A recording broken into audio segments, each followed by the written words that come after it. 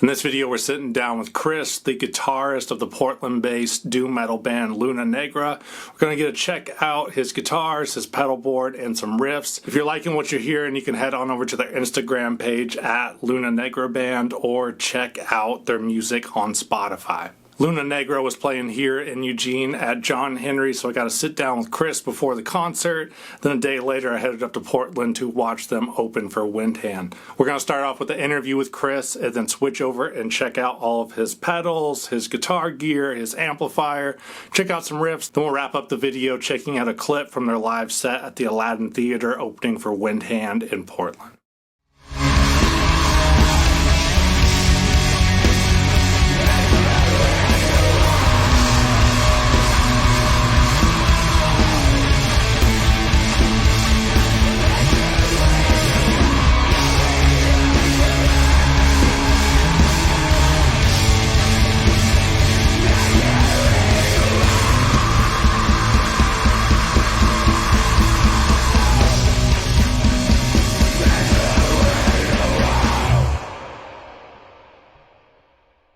My name is Chris Furlong, and I'm part of the band called Luna Negra. Start off in a basement at a band house. It wasn't really a band house, but that's what it was called. Between me and a guy named Uriel. We practiced in the basement, both had a love of Black Sabbath, Pink Floyd, and we're trying to figure out how can we merge the two. Have the whole doomy riffs, but have this big set list where it just feels like one big motion, where a lot of tension and pull, a lot of heavy riffs, but bring it back really low, reset your ears and come back really hard, but make the whole set feel like one song instead of a bunch of singles. Then met Elliot through Craigslist. He jumped on and just changed everything for us because he's amazing, great songwriter, great bass player, great singer. And then we picked up Robin during the pandemic. And the pandemic was a great time because that gave us time to really reset ourselves, refocus on what our set was going to be, what our sound was going to be, and really hone in who we are. So it was a great time to start a band. You guys sound really good together. Robin's a great drummer. Elliot's a great bass player and singer. Yeah, I fucking love Robin. Incredible, diverse player. Can't say enough about Elliot. And you're a great guitar player too. Something we were talking about before the video started was that it's not the most common to see guys kind of shredding and hitting the whammy bar and stuff in doom metal. And it's really awesome to see. Yeah, it's because my influences are starts with Randy Rhoads. Love his style of playing. He's the lead I go after. Others would be like David Gilmour. We're more atmospheric. Same with Tom Scholz of Boston. Kind of the big arena solo type feel, but with atmosphere. Then over to Mike Yeager, I believe his name is, Modulation. He has just like the album. What is it? I'm just listening on the way here obsessively. Your Time to Shine to me is like the perfect album. Nice. In like modern doom, it's just he does everything I want in a solo. He can sing it, hum it, and it just sounds big, but it's so simple. It says a lot with so little. And his riffs are, nasty and tasty. Amp-wise, I use the Fryette 292 with KT88s. Very loud, but thankfully it has multi-watt setting, so situations like this, I don't have to blow our eardrums out. I went that direction. I went through many, many, many amps. Anybody who knows me sees like the amp of the month, but I finally settled. So I wanted the KT88s, my power section, so I have a lot of headroom. And I want stereo because on my board I run stereo amps. I'll run through a 215 on one side, loaded with Celestion fullbacks, and the other side will be a 412 with V30s. Both Ellie and I have big boards with a lot of pedals. It's because not just being tone chasers, because we're trying to make up for not having a synth player or another guitar player. As a three-piece, you got to be bigger than what you are. So we try to fill those voids, especially synth-wise. It all starts with the Brains, the Boss ES8. And I want our set to be as smooth as possible, so I have it set song by song, and verse by intro and all that crap. Then we go, of course, to the volume pedal,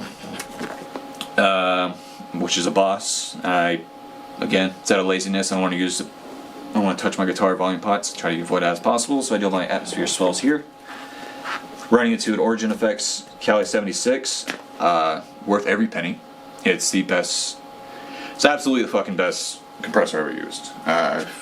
Go through a lot of different pedals, and I try to find a certain sound. This one just does it so well.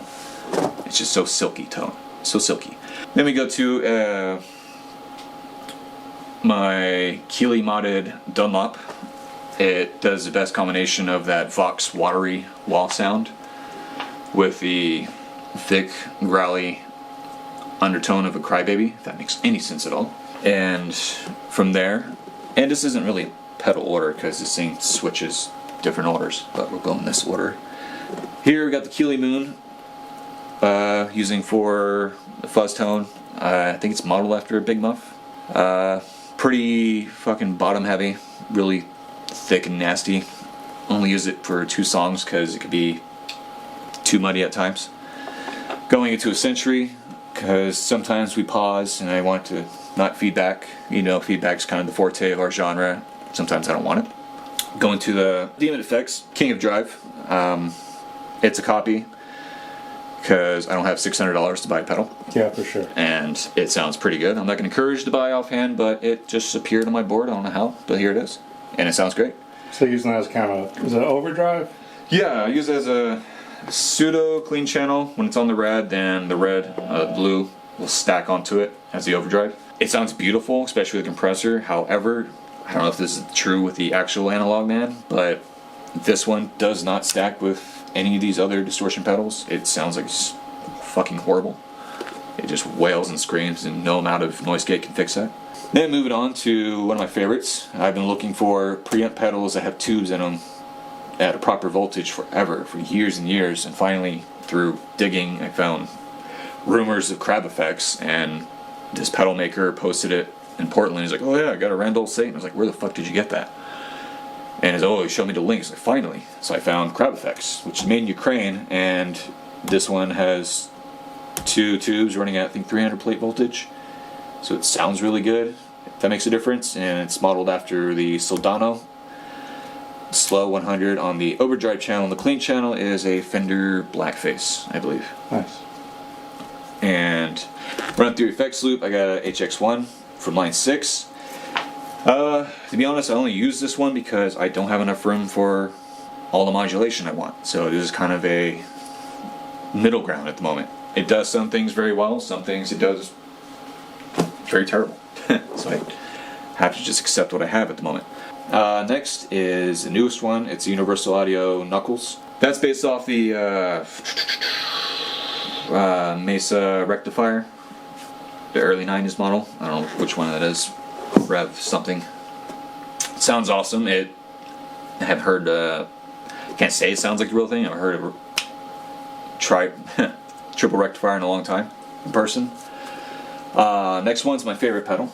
Is so much so I've had it repaired so many times because I destroyed this thing. It's a Ibanez Echo Shifter. I think it's the first model.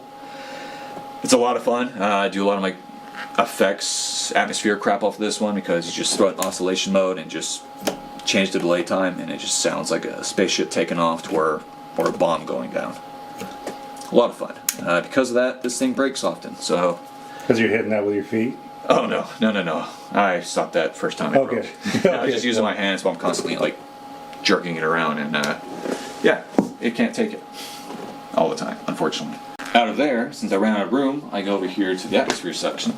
So on my Sega board, ran out of room, so for now I have this little board to hang on to. It's a mess. You know what sucks? Like I keep seeing their videos, everybody else has like cool looking, clean pedal boards. You see Elliot's, his look like someone who's heavy on OCD or some shit. In mine, I feel like it's that? Someone who threw it together quickly, which I kind of did.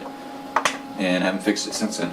But, anyways, starting with a freeze pedal, good for joining stuff. Of course, it's the only purpose. Kind of use that between songs to help carry over and keep the momentum going. Next is Keeley Echoes.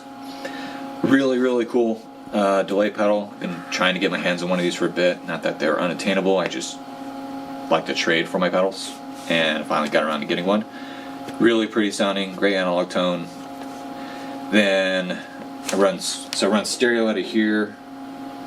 This goes to the top 412, then bypass the second channel over to here, then stereo out of here into the Old Blood Noise Dark Star, which is a reverb series I've been obsessed with. I keep moving away from Dark Stars, and I just keep buying them back because they're just everything I want. And the V3, which is this one, it's everything I wanted, because now I can control all the parameters with expression, and I love expression pedals. Like, if anybody wants me to look at a pedal, if it has expression feature, I'm all about it. Nice. And that's how I bought this pedal. That's why I bought a lot of these pedals, because I like a little bit of microcontrol. So yeah, you literally control anything on here. Save a preset, which is finally a great feature. And what kind of reverb mode is that set to? Oh god, what is this? I know it's probably got a bunch of different ones. Yeah, I think this one, current setting, is my just cavernous hall one at the moment. Then when I go to this one, this is one I use in the intro, it's like bit crushed. Kind of a, I don't know how to describe it, maybe like a post-rock kind of feel. Uh-huh. It's where, and also when I pump this down, it sounds like I just reset a tape reel. It just folds over and starts over again. It's something I'll just show you because it makes more sense describing. And from there, it just goes to, back to the fry up. Awesome. Circle back around. Hell yeah. That's a nice setup, man. Thank you. This will usually be the 412. This will usually be the 215. Then when I need even thicker tone, I'll switch to the Keeley for 215. This is always on top, constantly playing, whether it's clean or distortion. Then during one song, I switched this guy for a little more bluesy, Gilmore-ish tone, and it does the trick. Primary one is this, 2004 Gibson Flying V. It's supposed to be a 67 reissue. It's loaded with the Lawler, their DB pickups. It's DB, then you have the EMG HZ. With the DB, I have a split coil on it, so it gets that little Telecaster. Friend Alex of Paradise put a little switch up here because I'm obsessed with Randy Rhoads and I like doing, little on-off shit. I got a Floyd Rose FRX on here because buying a Gibson with a Floyd Rose is stupid expensive. The second one, backup guy, is a Washburn, I think, Mudvayne signature. I don't know. I just thought it looked cool and I like V's. And it has a DiMarzio X2N with another split coil with a 1 mag pot. Mentioned it later because these are, I feel, notoriously muddy. Unless you put a 1 meg on it and suddenly it just sounds pretty again. Also, when you split coil it, it sounds really spanky. And then you guys are in C sharp standard tuning, right? Yeah, we're in C sharp standard at the moment. And what string gauges are you using currently? Custom heavy, usually 10 to 56. Yeah, 10 to 56 or 10 to 52. Cool, so a little lighter on the treble side, heavier on the bottom. Yeah. All right, we're going to check out some Luna Negra riffs with Chris. Be sure you get some good speakers or some headphones. Chris has a lot of dynamics in his playing, so there is some softer parts and some heavier parts, which is actually really nice to see because I think a lot of us just kind of crank the volume all the time. So it's nice to see a guitar player that's incorporating dynamics into their sound. Chris is also recording a stereo amp setup. He's not using his normal cabs that he usually plays with. In the left channel of this video, he's playing a Nomad cabs 4x12 loaded up with Weber legacy speakers. And on the right side is another Nomad cabs loaded up with Weber's version of the V30. Something else that stands out about Chris's pedal board setup is that he's using a Boss switcher pedal so he can turn on and off several pedals at a time for different sections of songs. Curious to know what you think about Chris's pedal board setup, his guitars, his riffs. Be sure to drop that in the comments below, and don't forget to head on over to the Instagram page at Luna Negra Band and check out their music on Spotify.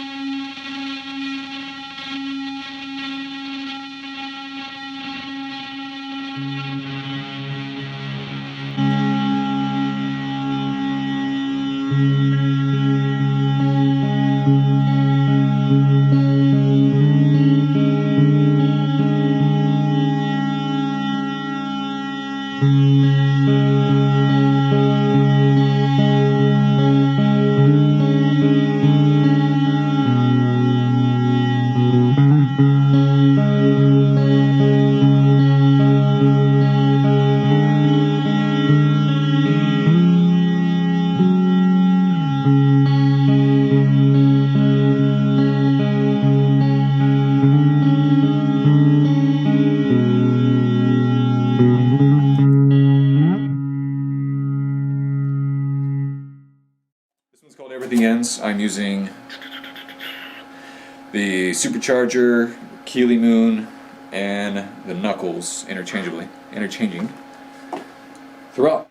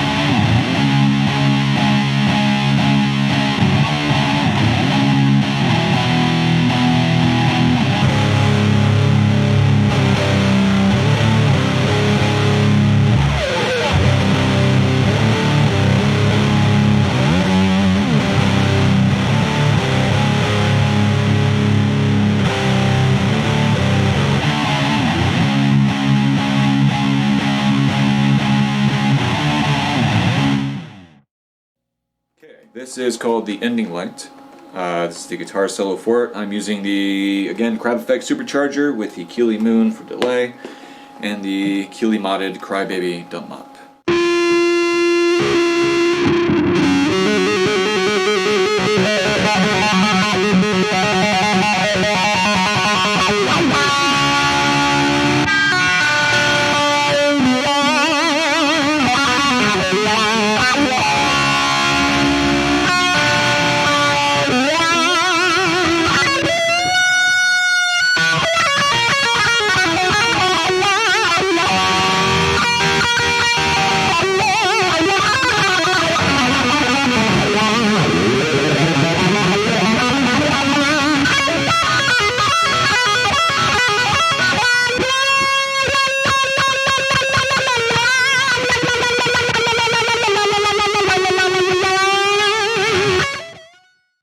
Solo, the attempt today. Yeah, supercharger, echoes, that's it. And a lot of noise.